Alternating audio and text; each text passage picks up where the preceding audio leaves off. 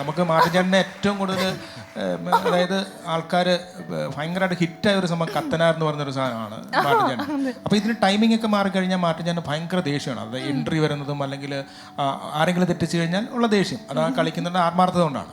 ആ ദേഷ്യമുള്ള ഒരു സംഭവം തന്നെ ഒരു വലിയ കഥയുണ്ട്. മാർട്ടിൻചേട്ടൻ പറയാം. മാർട്ടിൻചേട്ടൻ ഒരു ഇരിഞ്ഞാലക്കുട പിഷാരടി ഉണ്ടെന്ന് ഇരിങ്ങാലക്കുട പാരിഷ് ഹാളിൽ കലാഭവൻ ജോഷി പിടിച്ച പ്രോഗ്രാം ഒരൊറ്റ ഹാളിൽ 3 പ്രോഗ്രാം. 11 മണിക്ക് ഒരെണ്ണം, ഉച്ച കഴിഞ്ഞ് 4 മണിക്ക് ഒരെണ്ണം, വൈകിട്ട് 7 മണിക്ക് ഒരെണ്ണം. ഞങ്ങൾ തന്നെ ഒരേ ആൾക്കാർ ഒരേ ഷോ, ഓഡിയൻസ് മാത്രം മാറി മാറി വരും. അതിൽ ആ സമയത്ത് കത്തനാര് സീരിയൽ ഹിറ്റായിട്ട് മാർട്ടിൻചേട്ടൻ ഈ താടിയും മുഖവും മുടിയും ആ ലോഹയൊക്കെ ഇട്ട് വന്നു കഴിഞ്ഞാൽ കയ്യടിയുടെ ബഹളമാണ്. അപ്പോൾ ഓഡിറ്റോറിയത്തിന്റെ പുറകിൽ നിന്ന് ഓഡിയൻസിന്റെ ഇടപെടിയാണ് ഈ കത്തനാര് വരുന്നത്. ഞാനാണ് ആങ്കർ ചെയ്യുന്നത്. സ്റ്റേജിൽ നിന്നിട്ട് ഞാൻ പറയും, സുഹൃത്തുക്കളെ നിങ്ങളെല്ലാവരും ആകാംക്ഷയോടെ കാത്തിരിക്കുന്ന അയാൾ എത്തിക്കഴിഞ്ഞു. എന്നിട്ട് ഈ ഷട്ടർ ബാക്കി പൊക്കി കഴിയുമ്പോൾ മാന്ത്രികൻ മഹാമാന്ത്രികൻ പാട്ടുണ്ട് രാത്രിയിൽ സ്ഥിരം യാത്രികൻ എന്നൊക്കെ പറഞ്ഞിട്ട് കറക്കി പന്നപ്പുള്ളി.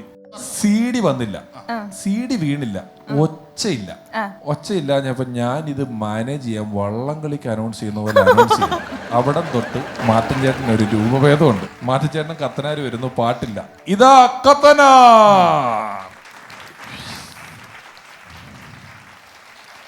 സുഹൃത്തുക്കളെ, പ്രേക്ഷകരെ, നിങ്ങളുടെ ആകാംക്ഷയിലേക്ക് കടിച്ചുകൊണ്ട് ഇതാ കത്തനാർ എത്തിക്കൊണ്ടിരിക്കുകയാണ്. നിങ്ങൾക്ക് എല്ലാവർക്കും സംഭവം കൊടുത്തുകൊണ്ട് എന്നെ സ്റ്റേജിൽ നിന്ന് നിർത്താൻ പറഞ്ഞിട്ട് കത്തനാര് പതുക്കെ വടി കഷത്തി വെച്ചിട്ട് കത്തനാര് മാറി. അത് ഹരിശ്രീ മാർട്ടിനായി. ആ ഫ്രണ്ടിലെ സൗണ്ട് ഓപ്പറേറ്റർ CD പ്ലെയറിൽ ഇനി ഞെക്കാൻ ഒരു സ്വിച്ചും ബാക്കിയില്ല. അത്ര ഞെക്കിക്കൊണ്ടിരിക്കുമ്പോൾ അയാളുടെ അടുത്ത് നിന്നിട്ട് ആ വിഗ്ഗൂരി വിഗ്ഗൂരി മിക്സറിലോട്ട് ഒരു അടി അടിച്ചിട്ട് അയാളെ ഒന്ന് സാഷ്ടാംഗം നമിച്ചിട്ട് കത്തനാർ ആ വഴി അങ്ങ് പോയി.